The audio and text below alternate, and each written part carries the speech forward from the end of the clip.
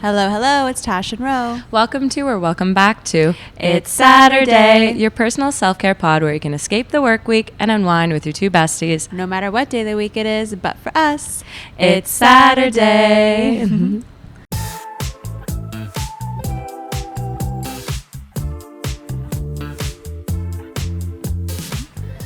All right. We're back with an oldie but a goodie. From episode 25 to 103, you guys have that polish, that little intro. I like guys, that. We literally, I was thinking about this today because I had to go back and be like, what episode was Cody on? And it was 2 years ago. Yeah, that it was your on. birthday. Was it right before your 30th? Yeah, no, 29. 29. Yeah. Oh my God, you're just a baby. Crazy. So we were like, if you don't know who Cody is, you need to go pause this episode right now and go back to episode 25 and watch that because that by far was still one of my favorite episodes. Yeah. It was so They had a fun lot to of fun do. too. Yeah. We did a little mezcal tasting. We did a little cocktail tasting. Yeah. So fun. That was so fun. That was a good one. Yeah, it was.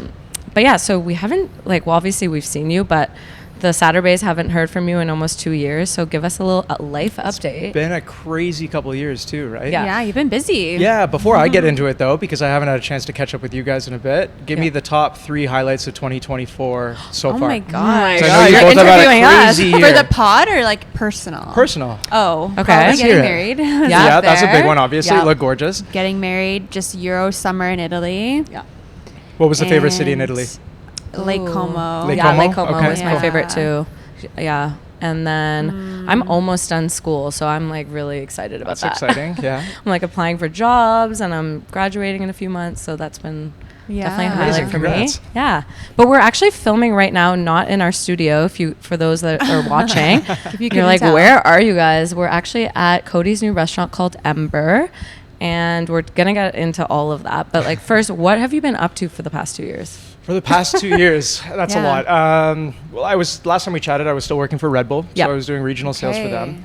I think we were just coming up with the Bar Ocelli concept a little bit when we chatted, I think, right? It was You were like a little very- whispers. You're like, somewhere new's opening. Can't say too much yet. It was still in very early. We were still in contract days. negotiations and Yeah. figuring out what location. And Yeah. so we finally got going on that mid-late last year, I would say. Okay.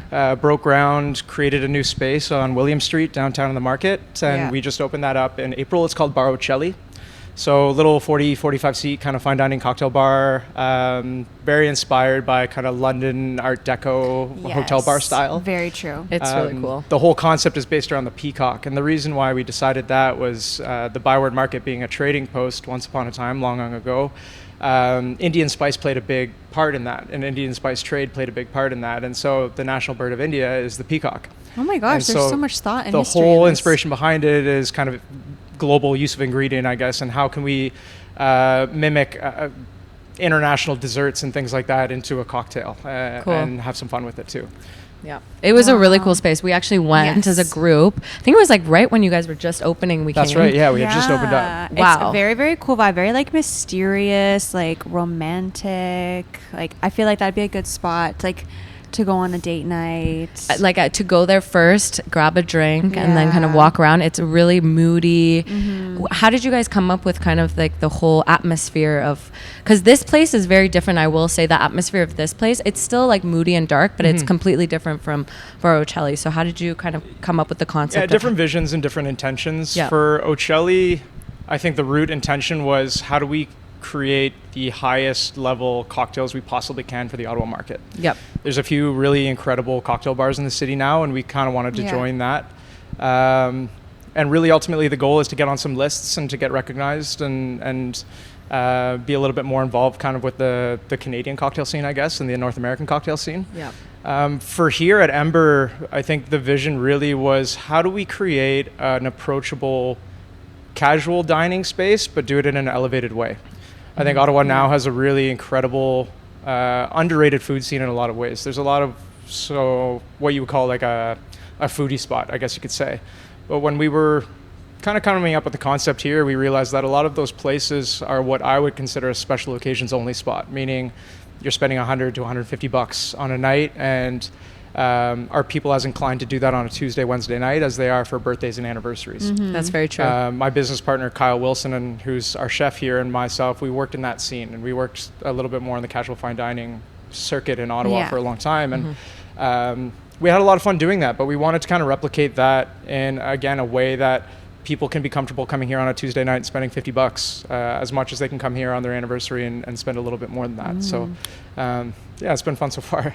I think that's a really good point that you just made, because I think with like inflation going up, prices of everything has gone up. People are like struggling to buy groceries. Yeah. And I will say, whenever I go to a restaurant, one thing that's important for me is like, can I make this at home? Yeah. You know what I That's mean? true. Yeah. And if Totally. I'm going to go out to eat, it better be like pretty damn good. Yeah. Because otherwise it's like, if I'm just going to get some basic meal or drink that I can probably whip up in the kitchen, then I'm probably not going to go out to eat. So I think atmosphere is huge. Like, feeling like I want to stay here and have a couple more drinks. For sure. And then also like, what is this meal, and can I Yeah. make it at home or not? Can confirm Yeah. the bone marrow tartare that we had. I could never make that Exactly. at home. And I think that's important. Oh my God, I was so impressed by that. Thank like you. you Yeah. guys should check out the menu. Yeah, I had just never even like seen that before. Like it came in literally the bone. I saw the picture of it. And I it was need to so delicious. And then your pizza is one of the best pizzas Kyle in makes Ottawa. some good pizzas here, yeah, for Like, sure. And like, we went to Insane. Italy, so for you to No, be like, and it was right after Italy. We came for our 8-year anniversary, and you guys really took care of us. And the pizza we had was insane as well. So Yeah. that's another thing I do as well. If I can make it at home, exactly. I'll make it at home. I'll make But it I can't home. make To that at add to home. that too, though, I think what's a unique challenge about Ottawa is if we were to open a similar location to this in, say, downtown Montreal or Toronto, you could potentially survive just on organic foot traffic and the downtown population. That's so true. Whereas here, Yeah. you know, really our target demographic, the majority of people our age live out of the city. You know, you're They have looking to at a drive here, 25-minute commute, give or take, and really it's not a big commute, but you still have to go through the hassle of driving downtown, hitting traffic, finding parking. Which there is parking down the road, you guys. There just is so a you lot know. of parking Nice down here that parking people don't garage. realize, right? Yeah. And I mean, the Byward market itself has had kind of a bad rap for a while now, right? And they've only just kind of really started cleaning it up, I would say, in the last few months. But it's nice to see the transformation that the downtown core is going through. And I think there's a few people who are very influential down here that have an amazing vision to turn this back into kind of a foodie corridor similar to other areas of Ottawa. Yeah. And, you know, give people a reason to come back downtown. Yeah. Absolutely. I think that's a really good point. And so also the food is amazing, but let's also speak about the drinks, because the drinks are very unique, very delicious. Did you make the drink list? Did you make the I did, cocktail yeah. list? Yes. Of course you did. Okay. Can you walk us through like what was your process towards making the cocktail list here? I would say the Yeah. creative process here was a little different than past lists I've done. Yeah. Just because I'm also dealing with the rest of the operations. So unfortunately, I can't spend as much time behind the bar as I'd like to Yeah. anymore. Okay. There's a lot of admin work, a lot of reservations, a lot of office work that I don't necessarily enjoy doing as much as being Yeah. behind the bar. But for here, I think we took a lot of inspiration behind concept. So what is Kyle doing in the kitchen, and how can I complement that well with the bar program? Yep. For me, I'm just kind of getting into Japanese cocktails a little bit more, and Japanese whiskeys a little bit Ooh. more, and looking into that kind of tradition and style of drink. So for our opening list here, you know, we pulled a lot of inspirations from different books that I've been trying to catch up on, and then Nice. essentially we'll make a root recipe that comes out of a book, and we say, okay, how do we tweak this, or how do we make it better, or how do we make it different? And so, And you what know, food does that pair with, now that you kind of like figured out that? Exactly, yeah. And you know, when we were first coming up with concept here, I think we were going to be a little bit more in like a Mediterranean lane. But there's a lot of really great Mediterranean restaurants in Ottawa now, and we didn't really want to have Yeah. to try to compete with that. So that's why, or where the name Ember came about, was we said, let's not stick to a specific lane of cuisine, let's just stick with live fire cooking. And that way, Huh. we might have a little bit more Mediterranean influence in the summertime or the wintertime, or a little bit more Japanese in the Yeah. summertime, or it allows us to pull inspirations and influences from all these different cultures that use live fire cooking and charcoal cooking. So we have a That's- beautiful wood-fired oven in the back, and we have a charcoal grill as well, and we try to incorporate that into the food and drink as much as we can. And I think that's so unique too, because I don't know any other place that has Yeah. that. Just would like. And it's nice to live go fire. somewhere where it's like there's a little bit of this, a little bit of that, but the menu's still not that big, or you just like do those things and you do it well. Yeah, Yeah. yeah, that was definitely a big goal, was to have a little bit of a condensed menu, at least to start. Ultimately, when we were trying to conceptualize the space, we said we want to be a step up from, let's say, like a Joey or a Moxie's, some elevated Yeah, corporate check. chain, and a step down from some of the more elevated fine dining restaurants in Ottawa. You know, the Rivieras, the Bar Lupuluses, though Lupulus is a space that I really admire. I love what those guys are doing over there, and that's kind of a concept that we could chase after here a little bit, I think. Okay. And what's your favorite item on the menu, drink and food wise, would you say? Or is Here? that, yeah. Is it like picking your favorite child? Like I always Yeah, that is tough. For drinks, it's really tough. Yeah. We've got one cocktail on the menu that's called the Laurel's Rosita, and it's not my cocktail. It's by a guy named Matt Millard, who was one of my big mentors as I was kind of coming up in cocktailing. And I learned it at Bar Laurel that I used to work at years ago. Cool. Yeah. And I always said that it was effectively the first cocktail I was ever taught to make. And so I said, whenever I open up my own spot, it's going to be on the opening list. Aw. Kind of as an Sentimental. homage to Matt and a lot of really great teachers that I've had along the way. What a full circle moment. Yeah. Like, Yeah. amazing. Yeah, so that was good. special. In terms of taste, I really like a cocktail called the Black Grape Whiskey and Dry. Okay. And reason being is that it reads very masculine on the page and people shy away from it a little bit, but when they get convinced to try it out for the first time, it really surprises them that a whiskey cocktail could be as floral and fruity and bright as that cocktail is. Cool. And we had some fun with that as well.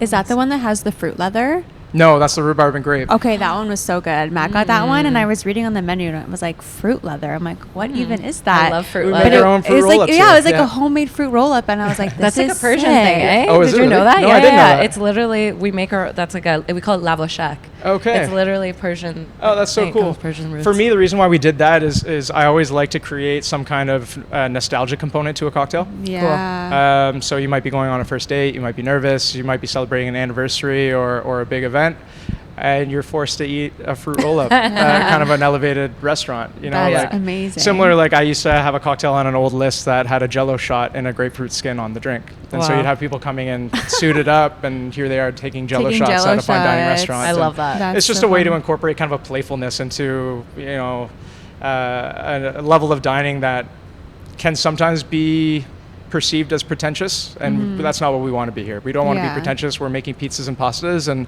just really good drinks, and we want to do it in a price approachable and just a concept approachable way. Yeah. Yeah. And then for the food menu, was Kyle more taking the reins for that since Yeah, he's yeah, working he in ran the the whole food kitchen? program, yeah. And then were you able to like taste test everything and like do that whole For sure. process? There's a Cool. lot of trial and error.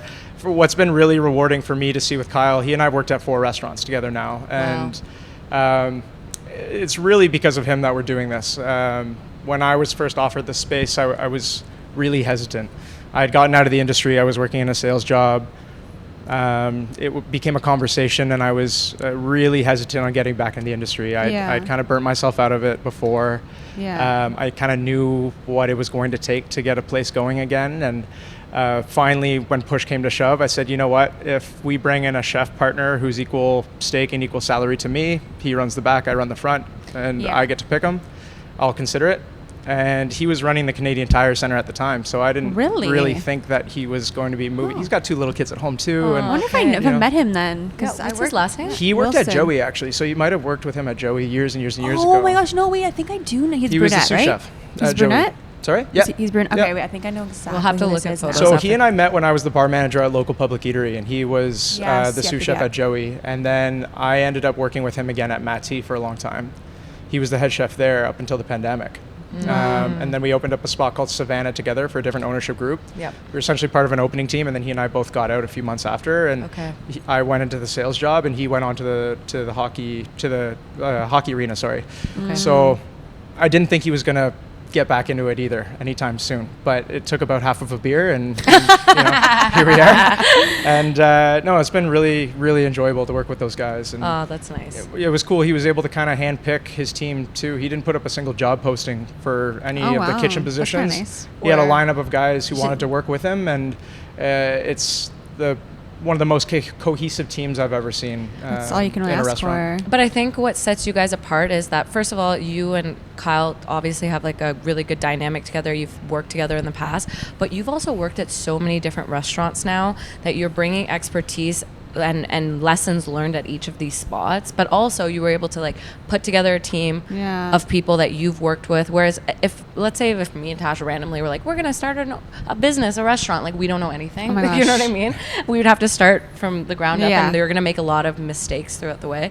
But I will say, to bring it back to that point of saying, you're going to leave your sales job being the Red Bull. Red Bull, yes. Okay, so when you decided to leave that position, first of all, was that an awkward conversation to tell your team, like, hey, see ya? I got my wings. say- I gotta go. I wouldn't say it was necessarily awkward, but it was definitely the. 'Cause I you were would with say- them. For you were A long with them for a time. while. A little no? over 2 years, yeah. Okay. So not too long, but Only 2 longer years? than I'd been at any other role, to be What? honest. Okay. Yeah, so I started with them in December 2021, I think. Wow. And then I left in February of this year. Okay. Oh.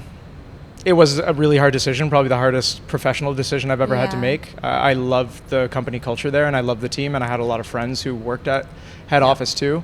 For me, I kind of hit a stagnation or a crossroads in my career with the company.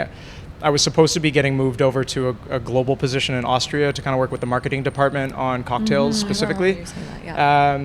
And when that was kind of supposed to come to fruition, the global team in Austria decided to put a hold on the hiring process for about a year and a half. So I was kind of left at this crossroads, like, do I pursue a position in Toronto? Does it make sense financially for me personally? Yeah. You know, even for a raise, having to sell my condo here and then try to buy a condo in Yeah. Toronto. Oh my Cost of gosh. living is so high. Nightmare. Restart my life in a lot of ways, or tough it out at Red Bull until this position comes open. And then at the same time, the restaurant group that I'm a part of now were effectively a big Red Bull client of mine. And they knew that I was a restaurant operator by trade before Red Bull. Okay. And so when they caught wind of that, that's when it became a conversation. I worked with them for about a year on the Ocelli project, and that provided them with enough social proof to then come back to me and say, hey, do you kind of want to have your own location, and Nice. do you want to do something new and exciting downtown? So it was probably a 2 to 3 month, I would say, decision to make. Yeah, you didn't take it lightly. And that's a No, big exactly. decision. Yeah, I kind of sat on it through the Christmas holidays, and then I had to let Red Bull know. I gave them about a month notice in January, and my last day at Red Bull was my first day here. So there was no, Oh my gosh, there was no no- transition. no it was break. literally like the same day. So first day here, do you mean like when it was opened, or like from like starting Starting plans, construction. starting So it construction? had already been gutted by the time I came on.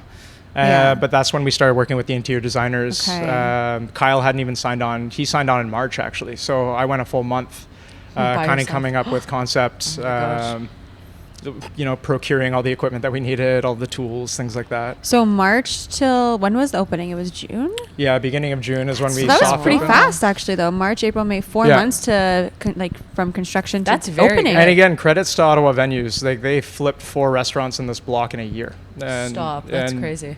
Ottawa they're pros venues. at doing it. Yeah, so you guys would know the group as York Street Entertainment. It's been around for a Okay, really yes, long yes, yes, time, yes.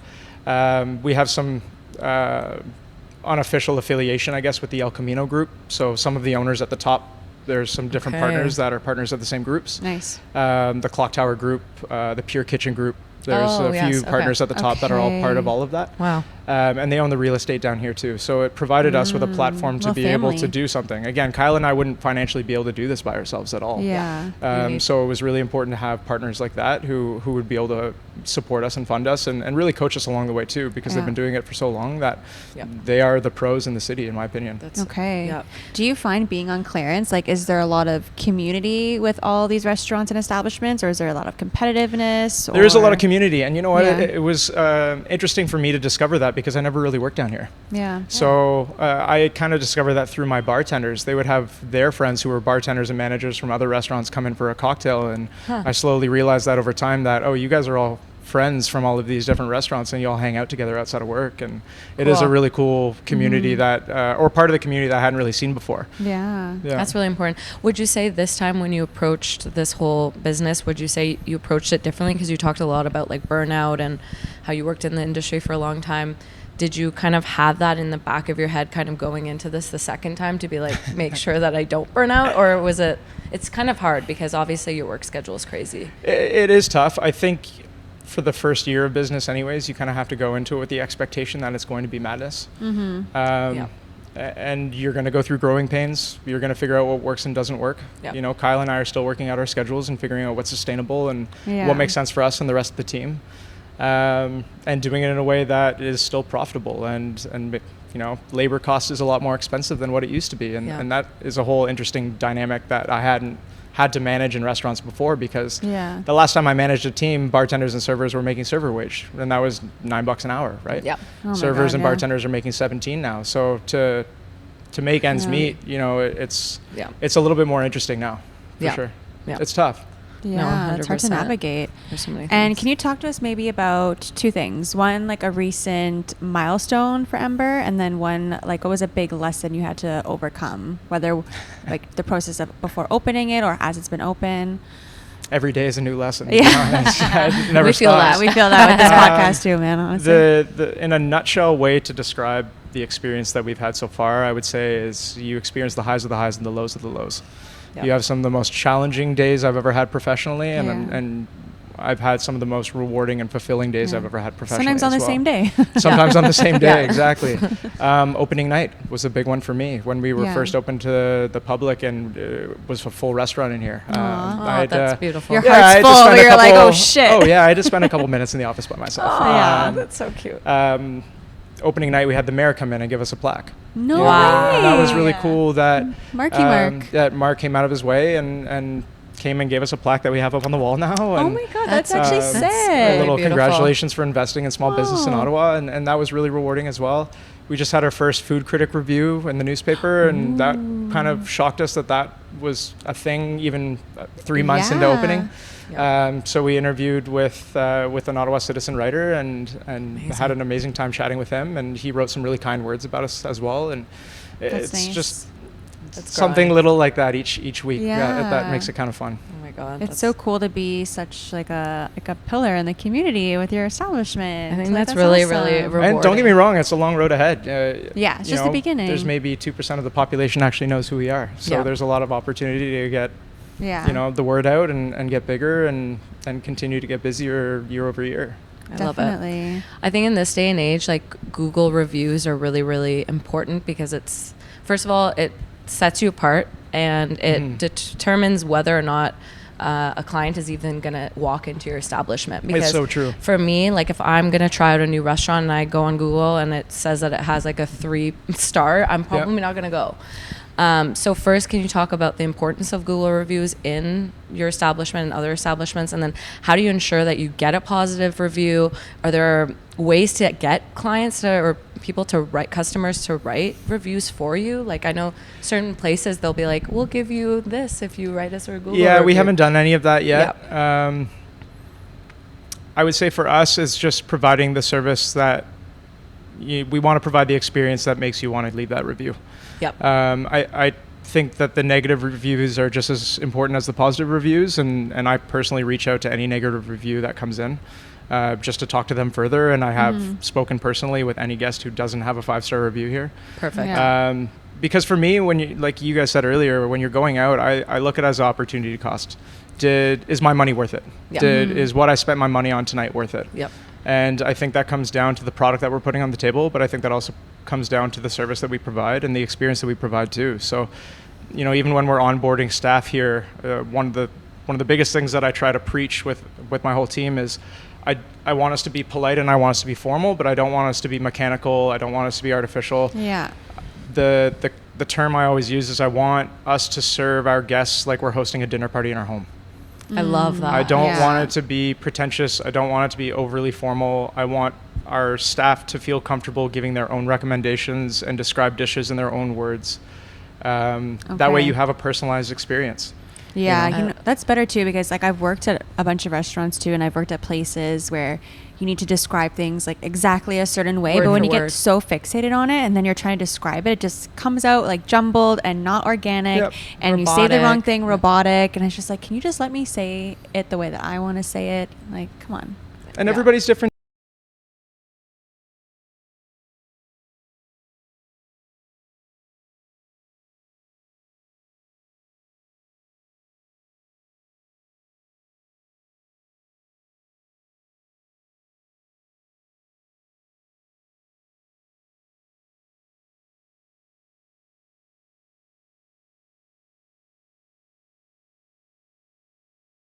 More informal I can be with my guests at the table.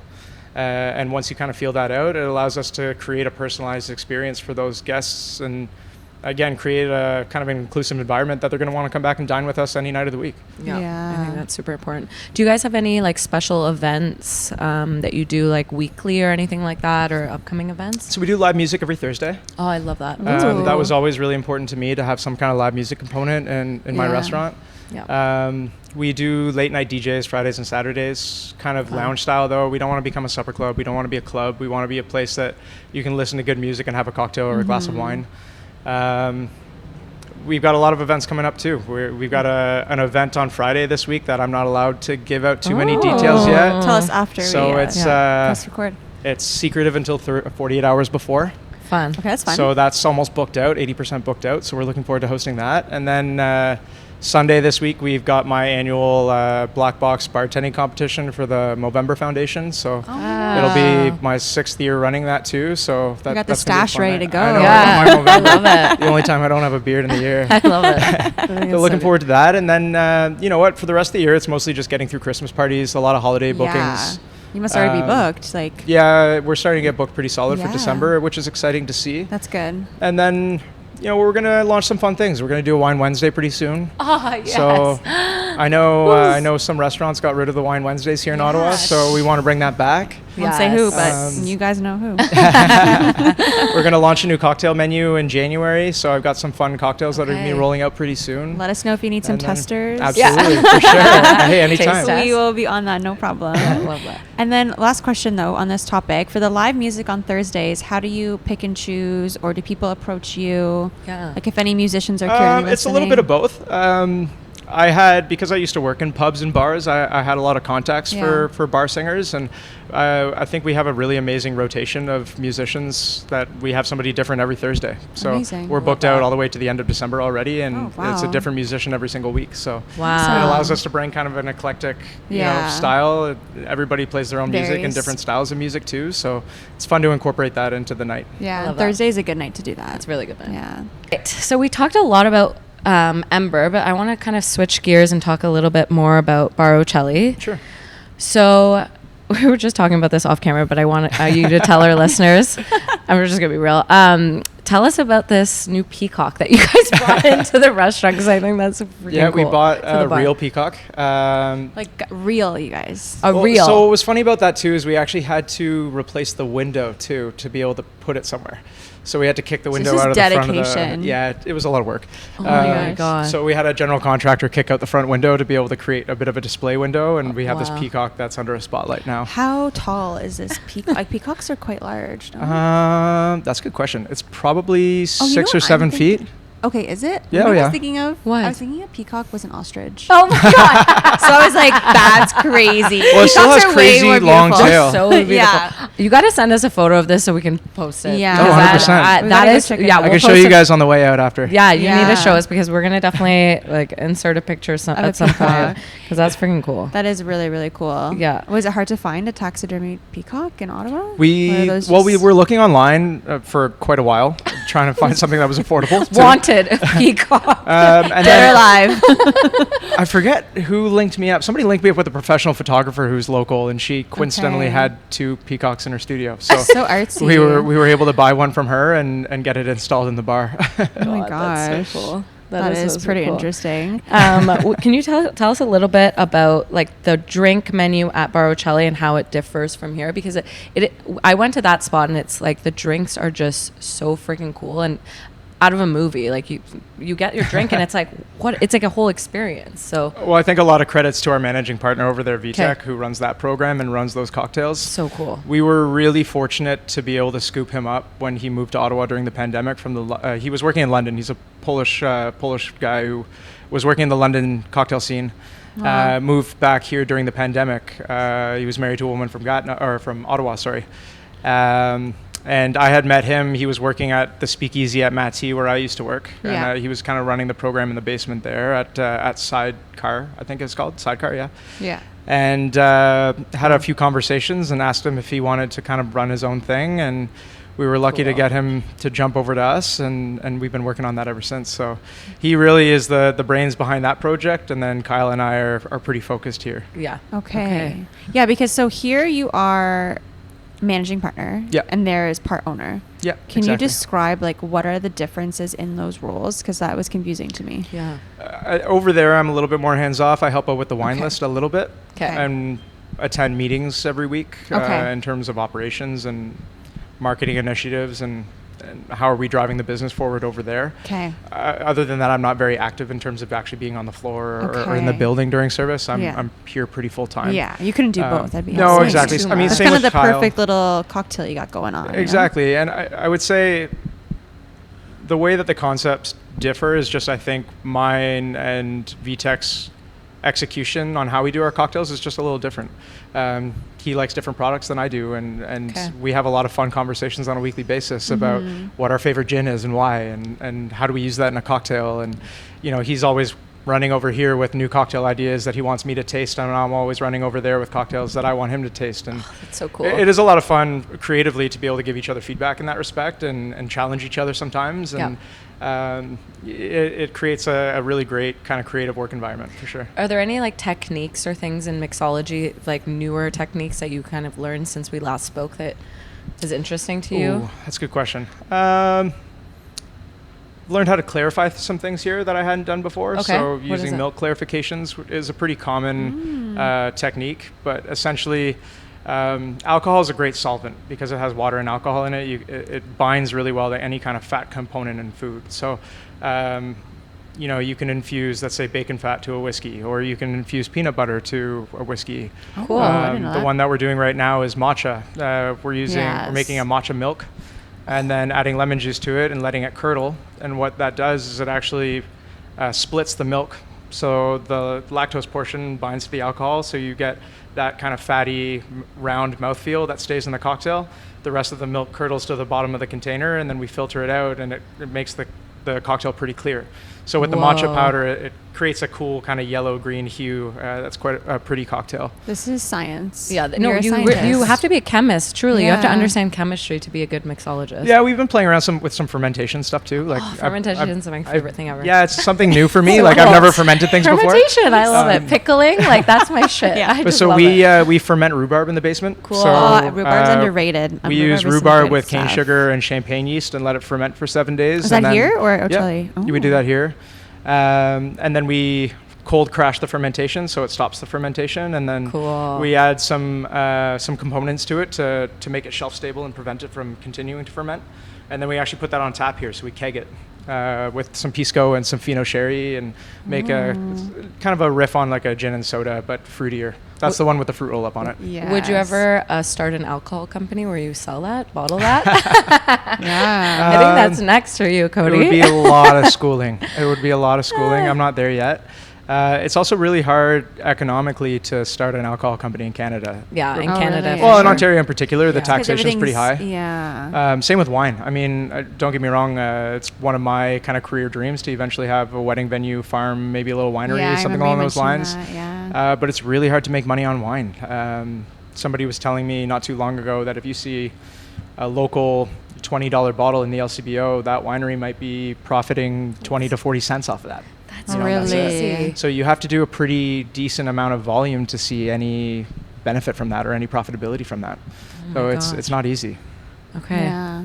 But wine is what I'm kind of diving into right now. So Okay. that is my new rabbit hole that I'm diving into. Okay, and that's what you take care of more at Ocelli as well. A little do they, bit, yeah. Do they have quite the extensive wine list there? Is No, this they're like- actually pretty small over there. Okay. We started with a bigger wine list and consolidated it down as we figured out what our clientele was interested in drinking there. And because it's so cocktail focused over there, there's really not a huge demand for wine. Yep. Whereas here, because it's a little bit more of a dinner crowd, there is a lot more of a demand for wine than we even anticipated, to be honest. So I've been working with a number of different suppliers over the last few months. We started with a fairly small wine list here, but we're going to beef it up. Probably 60 more bottles onto the list, 70 more bottles Love onto that. the Oh my list gosh, in that's a January. lot. So it was a long process of tasting with all of these reps and deciding what we wanted to bring in and what people were going to be interested in. And it's Do you like orange wine? I do. I love orange wine. Yeah. It's so good. Yeah. It's like my new favorite thing. Yeah. So we've got one right now. We're going to grow that to have 4 different orange wines here. Oh, nice. We're going to have 4 different rosés and then probably 30 to 40 reds and whites as well, some sparkling options, some cool cider options that are local as well. Nice. Yeah. I find there's a lot more of a push for people that are sober curious or just like not drinking. Do you guys offer at either of these establishments like mocktails, or can you kind of make any of your cocktails into a mocktail? Absolutely. I know that we have a couple options at Ocelli. And then here we actually have a pretty extensive non-alcoholic cocktail list. Nice. So 3-4 options that we do, and we rotate that as well. Yeah. We have non-alcoholic beers, we have non-alcoholic wines. It's definitely a huge component to dining now. Yeah. There was a rep not too long ago that was telling me that the non-alcoholic drink space has grown by 500% the last 4 years. Wow. In terms of non-alcoholic cocktails and non-alcoholic wine and stuff like Yeah. that. So it is very important. People Yeah. are very health conscious now, right? And Yep. and price sensitive, as you talked about. And sometimes people are choosing not to drink because they want their tab to be a little bit less, or Yeah. they want to be a little bit healthier. And we have to accommodate that for sure. And I think another thing too is people are really conscious about locally sourced ingredients as well, and locally sourced products. So do you guys work with any kind of local vendors that you're getting your ingredients or wines or beers from? Really depends what we're trying to find, Okay. but we work with suppliers from here. We work with suppliers from Greece. Like Cool. a lot of our Mediterranean product comes straight from Greece through the port of Montreal and straight to us. Wow. Things like our feta. So good. Again, Wow. it sounds like such a small component to a menu, but it's the best feta I've ever tasted, and Yeah. it comes into the port in a wood barrel kind of thing, and they portion it out for Sick. us. And Cool. so it's also fun to watch Kyle source those ingredients for the kitchen as much as I source ingredients for the bar, Yeah. and finding these cool suppliers and these cool ingredients that we can support them and we can incorporate it into our concept as well at the same time. I love that. Same with the wines too. Like we have a lot of old world European wines, but I've got a lot of really cool funky stuff from Prince Edward County and Niagara that I'm a huge fan of as well. Yeah. I love that. That's so good. Do you think you guys will have a spot at the wine and food show? So we Like- just had a spot at Crave this past weekend, Okay. that wine and food show. Nice. How How did that go? Oh, it was so much fun. Yeah? Yeah, it was a big turnout. I think they sold about 1,500 tickets, so it was great to see that kind of turnout for it. Wow. And we'll definitely look to be there next year as well. Yeah. What about the cocktail competition that you used to compete With in? Love? With Love. Made with Love. I Made with don't Love. Is know that if they're still around going? anymore. No, they have a bartending Oh. school in Montreal that they still run, Okay. but I Okay. haven't. I'm still technically the rep or the Yeah. the ambassador for the area for the You're like- competition. you're like, but hello? no, we haven't had that competition run in Ottawa for a couple of years now. Okay.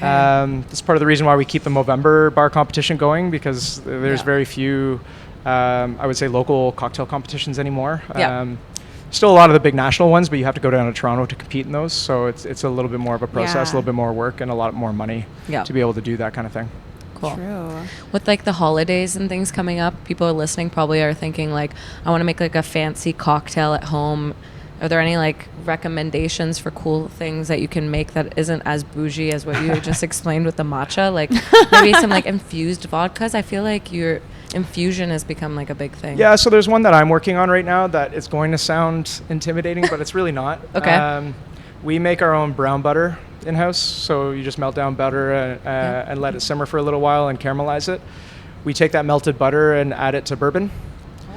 You shake it up, and so when you put that bourbon in the fridge or the freezer, over time that butter will freeze, but the bourbon won't.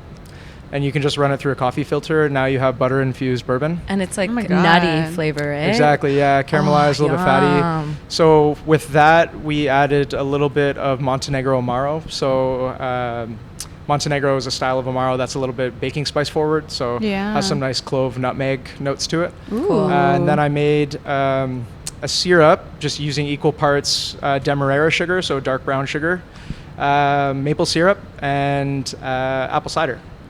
I just equal parts Cool.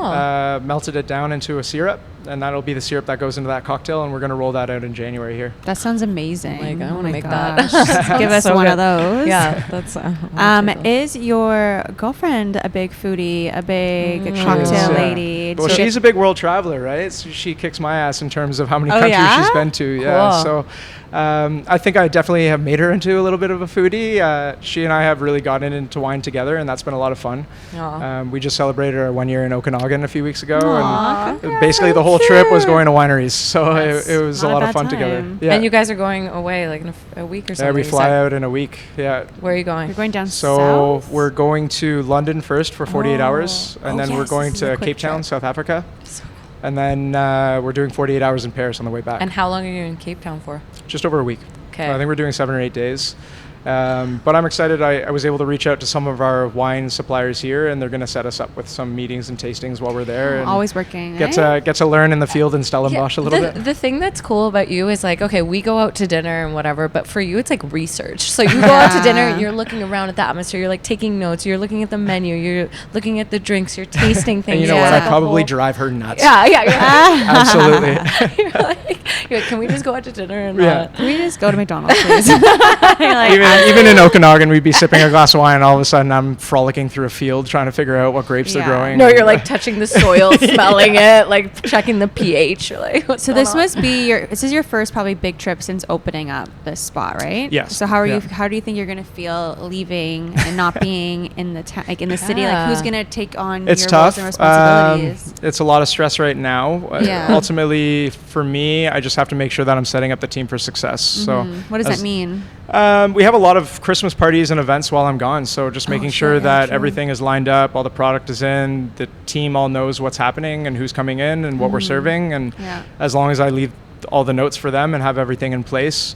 The thing is, a lot of those big buyouts or private events, 90% of the work is building it out and figuring out what the client's looking for, how much do they want to spend, how many guests are going to be here, what kind of wine they want, that kind of thing. Once that's all in place, it's fairly easy to execute for the team. So with that being said, we have an amazing team here. We have an amazing team of managers. That's good. You know, it's funny, when we were first opening up, I was really worried about having to hire 30 college kids and train them from the ground up. Yep.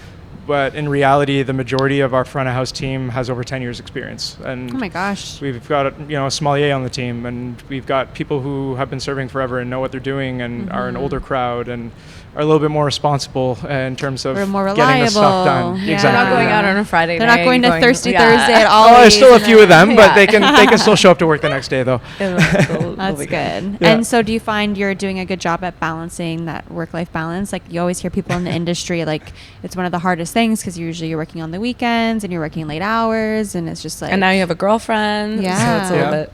You have to kind of balance that, right? It is definitely a balancing act. She helps me balance a little bit more. I'd probably have a harder time balancing if she wasn't around in my life. Aww. What gives you a reason to, right, more? So, exactly. It's like she wants to see you, so you got to make time for your girl. I would say that this is as many hours, if not more hours, than I've ever worked, but at least it's more of a consistent schedule. And it's like your fruit, like what's the saying? Like the labor of your fruit, the fruit of your labor, the fruit of your labor. Like, you literally like made this like. You're right, and it is a lot more fulfilling. So it does become a little almost addicting to be here and to be working on projects and driving the business forward. Because there's always something you could be doing. Like the work, the to-do list is probably never like done. So it must be hard to be like, you know what, this is good for today. Like, let's tackle this tomorrow or on Monday. Like, give yourself a day off. And you know what? I think that was actually a pleasant transition for me from RedBull to here. RedBull, I struggled with that a lot because I was catering to clients. So I was always worried about getting everything done for all of my clients. Yeah. You know, I was a yes man in a lot of ways. Here I can still be a yes man, but I can be a yes man a little bit more for the business and for my team and making sure that everybody's taken care of and making sure that we have a good company culture and that people are happy to work here. Yeah. So it's a little bit more balanced, I would say, in that sense. Coming up in the industry too is also a grind because there's a lot of those late 2 a.m. bar shifts, right? Oh my God, Now, fortunately, I can still work, even if I'm working 6-7 days a week. It's more of a noon to 8 schedule, a noon to 9 schedule, depending on the night. Sometimes I'm here a little bit later if we have events, but it's more sustainable in that sense for sure. Yeah. Definitely. And nice that I live across the street. It can be dangerous that I live across the street. Proximity, I don't know, that's huge. Proximity is huge. Yeah. What about social media? Obviously, social media is so important for any business, but especially I feel like a restaurant business because, like, I was at that new Schoolhouse Pizza place that opened like 2 months how was ago. that? I've heard really, great really things. Good. But when I was there, they literally ran out of dough because an influencer came in, made a video, it went viral, and they were like, "We've been selling out every day since." Oh, that's amazing to hear, though. So it's really good, but it's just like the power of social media is huge. So do you have like a social media team? Are you running your social media? Who's like helping So you one with of our that? bartenders, Telvin, was for a while. Okay. He just stepped back, and I've been running it for the last few weeks. And we just brought in a social media marketing company this Nice. month that's going to take the reins on it. And, Good. And Yeah. they're actually videographers and photographers who can actually do the production for us. Yeah. So Yeah. it's a little bit more higher quality content that we're posting as well. Yeah. And they can kind of take that off my plate and run that for us and hopefully grow the brand organically that way. Yeah. That's amazing. Do you have any advice that you would give to someone that might be thinking about opening up a restaurant? What would you? What are the big yeses and the big nos that you could Yeah. tell someone? I think the biggest mistake that people make in restaurants, or if they're opening up a restaurant, they don't necessarily have the professional experience, is that they don't think about the little costs. Okay. In restaurants, we are fighting for 8 to 12% profitability. That's not a whole lot of wiggle room. Okay. So, you know, pricing accurately, making sure that you have great relationships with your suppliers and partnerships to make sure that you're being funded or being supported in different ways. Even just knowing your costs. I think that's the biggest thing, is just knowing your costs going into it. I was telling you guys before the episode, even for us, I think we came in over close to $100,000 more than what our budget was initially. Probably always plan for going over budget. Yeah. To put it in perspective, I used to work for a restaurant group, and I joined the project late. They'd already done all the construction. They paid for everything, and they brought me in to do the cocktails after the fact. And day one, I sat down with them and said, okay, how much did you guys spend, and when are you expecting to make profit? And they didn't have any answers. They didn't have those answers. And I think that that's probably the most important thing to really have on paper going into it, of understanding, okay, this is where our budget is. This is how much money we're planning on forecasting in terms of revenue over this period of time. When are we going to break even? Yep. You know, because a lot of people will come in with big paychecks or big checkbooks and pay hundreds of thousands of dollars to open up a space with a very expensive lease, not realizing that if you're fighting for 10% profit, you need to know your you know, expectations going into it. Of yeah, like when are you going to make? When are you going to turn a what's profit? the date? Exactly. Yeah. And as you guys know, especially with the rising cost of product and food and Oh my God. Everything in labor Canada. and bills, utilities, Taxes. You walk out Everything's the gone door up. and it's Yeah. $500. Oh, for sure. No, literally walk out the door. It's $500. Yeah, especially as an independent restaurant. Like corporates can do it, or commercial chains can do it because they have multiple locations. So each location can make a little bit of money. You have multiple locations. At the end, you make a lot of money. Yeah. For independents, it's a lot tougher to do that, right? And I think we're in a fortunate position because we fall under a larger restaurant group. It opens us up to some really great partnerships and rebates and things like that really help the business out and effectively let us survive. Yep. For independents, you know, I give them a lot of credit for what they do. When I say independent, I mean like a mom and pop shop, because you might not have that kind of budget going into it, you know, and you got to compete with some people who sometimes do. So, you know, how do you make ends meet? And that's ultimately the challenge, right? Yeah. Yeah, that's so true. You mentioned lease. So Clarence compared to like Lansdowne. Who has higher rent? Clarence, Lansdowne. So I feel They're like probably Lansdowne pretty is- relative, to be Yeah. honest. Yeah. They're probably pretty close. I think Lansdowne, you might have some bigger companies who have some better deals on the back end that allow Okay. them to make a few extra bucks. Okay. But again, that's because they were a huge company who was able to come in and guarantee a lease for X amount of years, or you know, create a contract that makes sense for both sides. Okay. We're in a very fortunate position that the group that we work with, they own the buildings here. So Okay. we Done. do have a lease agreement with them, but you know, they're lenient on it, and they make sure that we're supported and that we're able to pay our bills and get the staff paid and Good. all that kind of stuff. That's nice. Yeah. So we're supported in that way. Amazing. That's good. And so let's say you are going out for dinner, you and your girl, and Okay. you're not going to one of your establishments. Where are you going these days in Ottawa? Yeah, where's like your... What are some spots that you like, or maybe some hidden gems that people don't know about? In terms of fine dining, my favorite by far right now is Perch. Okay. Oh. Perch is incredible. Where's Perch? It's where Grey J used to be on Preston Street. Okay. Okay. Small, maybe 30 seats. They do a really, really beautiful tasting dinner using local ingredient. I admire what they do in a lot of ways. Just the level of execution and the level of technique is so beyond so many restaurants here. It's really cool to see. Yeah. I love Lupulus as well. I think they've got a really great program there. They've got some incredibly talented people there, both on the bar and in the kitchen. And I think they also just have a really great culture, both for guests and for their employees. Stolen Goods for cocktails. I've heard of this. Yeah, those guys are doing some good stuff. It's a very tiny spot, yeah, 20 right? seats. Yeah. I'm good friends with the guys over there, and it's out. really cool to see them really cut their teeth in the industry and make it their own. And it's on Sparks, right? Yeah, it's really close to Riviera. Okay. Cool. I don't get me wrong, I love Riv. I still love Datsun. Yeah. I miss the late nights at Datsun. Yeah. When they used to do the Industry Monday nights was one of my favorite bars and nights in the city by far. Yeah. I think the next few years are going to be interesting in Ottawa to see a lot of new places kind of pop up. And, the unfortunate thing about the pandemic is, fortunate is that a lot of places are flipping. A lot of places are closing and a lot of new places are opening up. And what's exciting about that, I think, is it provides opportunity for young restaurateurs or a new generation of restaurateurs to kind of come in and make it their own and cut their teeth and do something new and exciting for the city. Yeah, I love that. Ottawa needs more places 100%. like this, for sure. Absolutely. What's your favorite part about being in the hospitality industry, would you say? Creating experience. Yeah. Yeah, it's really special for me to be able to be a part of somebody's birthday or somebody's anniversary. They could be a complete stranger, but to be able to give them a free dessert or a glass of wine or a couple glasses of bubbly for their anniversary. It's really special to be able to be a part of that, for sure. Oh, I love that. I love that. Yeah. Now, like, when I think back to our anniversary, our 8-year anniversary recently, I always remember we came here and you popped some bottle of champagne for us. Like, you gave us the dessert. Like, you made that like such a core memory for us. So. And that's my favorite aspect about being here too. And you always remember like a really nice night out. Yeah. Like a really nice dinner and a good experience. You always will remember that with your partner or with your friends. Definitely. Like, I feel like it's so true. I mean, that's why I mentioned Perch. Like, we tried them out for the first time last year or earlier this year. And Tamara and I have been talking about it ever since, and we go to a lot of great restaurants together and have had the chance to crack a lot of really nice bottles of wine together. And that's still probably the single most experience that we talk about the most. I love that. I love that.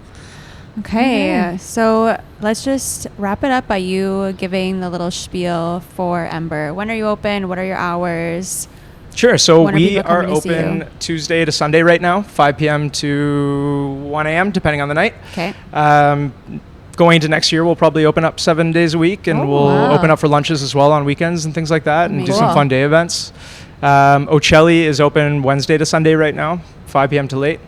Okay. And more times than not, you can catch me here. And what about brunch? Would you ever do brunch? Yeah, I was just thinking this. You know what? It's been a conversation. Yeah. Brunch is tricky. Yeah. Because you need a whole second team on that day. Yeah. And otherwise, it's whole other people are working menu. a very, very long day. Yeah. And a whole other menu items like are usually being ordered, right? You got to bring in all kinds of different ingredient. Yeah. You have to have a team who wants to be here at 6, 7 a.m. And to prep so everything. start prepping everything. True. That's very the true. things you don't think of, you're like, oh yeah, brunch. And you're like, brunch. well, actually, there's all these things to consider. Brunch is also just hectic in terms of flow of service. A dinner service, we open at 5. I can have reservations from 5 p.m. all the way to 11 p.m. let's say. Yeah, what are you going to do from 2 to 5? Brunch, it's like, let's get 100 people through here in 3 hours, and it just can become a little hectic. Yeah. Wait, actually, I have one last question. If you could have any kind of like celebrity or famous person come into your restaurant, who would you want it to be? That's tough. And why? That's a good one. I mean, I think the standard hospitality answer that I would resonate with would be Bourdain. I mean, he was such an advocate for travel and for food culture and for hospitality that I think you'll probably get that answer almost synonymously from hospitality professionals. He was just such he's such an advocate for something that we all believe in. So, it's something that somebody that we always looked up to, or I looked up to anyways, for a very long time. I watched him for so many years, and one of the things I loved about him is he actually went back to Iran, and he showed, like, he was like, this is what you guys see on the news, and it's like terrifying, but like he's there with the people, he's like having their food, he goes to the people's houses, and it's just like breaking those barriers of like, it's not what you think it is. For sure. Parts Unknown was one of the most profound food TV series I think that was ever produced. Yeah. And a lot of credit to him. Yeah. Amazing. Hey, love thank that. you so much. Thank This you is so guys. fun for coming, and we'll definitely be doing this way It's gonna more. be an annual thing. Yeah, annual Oh, we thing. love that. Biannual. We'll do the next one in Ocelli. Yeah, Hey, 100%. I love that. Okay. Awesome. Thanks for listening, guys. We'll see you next Bye. week. Bye. See you.